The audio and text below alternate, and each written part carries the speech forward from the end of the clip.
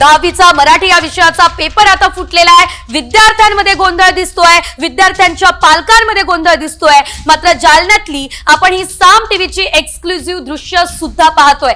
या दृश्यांच्या माध्यमातून आपण पाहू शकतोय कशा प्रकारे या ठिकाणी विद्यार्थ्यांनी एकच गोंधळ घातलेला आहे। मात्र 10वीचा पेपर आहे, आज 10वीच्या परीक्षेचा पहिला दिवस आहे आणि 10वीच्या परीक्षेच्या पहिल्याच दिवशी पेपर फुटीचं ग्रहण या परीक्षेला लागलं असल्याचं आपण पाहतोय।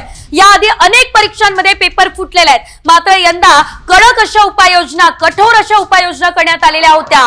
कॉपी मुक्त अभियान राबवलं जात होतं। याशिवाय जर कॉपी केली तर थेट यावेळेस गुन्हा सुद्धा दाखल होणार होता।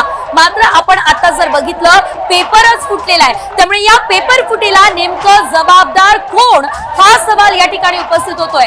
सामची ही एक्सक्लुझिव्ह दृश्य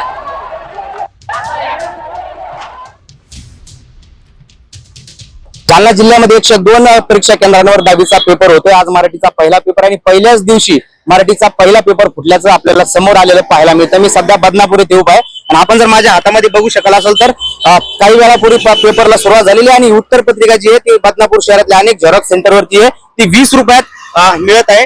हे स्वतः माझ्या हातामध्ये पूर्ण उत्तर पत्रिका आहे। आपण बघू शकतो की यामध्ये सविस्तर अशी पूर्ण प्रश्नपत्रिकाच लीक झाल्याचं या उत्तर पत्रिकामधून तरी आपल्याला समोर येताना पाहायला मिळत आहे। त्यामुळं जालन्यातील बदनापूर इथं मराठीचा 10वीचा मराठीचा पहिला पेपर फुटलेला आहे आणि उत्तर पत्रिका जी आहे ती माझ्या हातामध्ये। आपण जर पाठीमागे पाहिलं तर 10वीचा पेपर अजूनही सुरू आहे, पेपर हा संपलेला नाही। त्यामुळे पेपर संपण्यापूर्वीच अशा प्रकारच्या उत्तर पत्रिका ज्या आहेत सीएससी केंद्रांवरती अगदी 20 रुपयात मिळताना आपल्याला पाहायला मिळत आहे। त्यामुळं जालन्यामध्ये मराठीचा पहिला पेपर फुटल्याचं देखील समोर आल्याचं आपल्याला पाहायला मिळत आहे। अक्षय शिंदे, साम टीव्ही न्यूज, बदनापूर, जालना।